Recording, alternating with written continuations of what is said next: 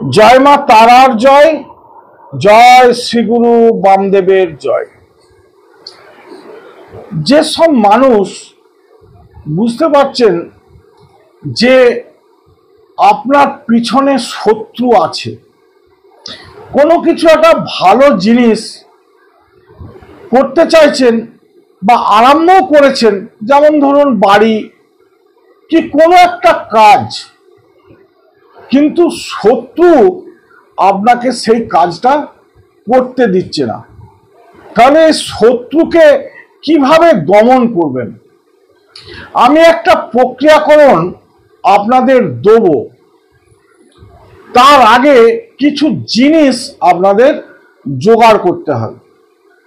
যেমন ধরুন, এই প্রক্রিয়াকরণটি করতে গেলে লাগবে টাটকা ইঁদুরের মাটি, দুটি লাল কুচফল,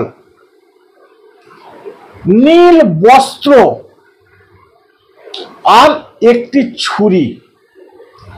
এই জিনিসগুলি দিয়ে শত্রু দমন করা যায়।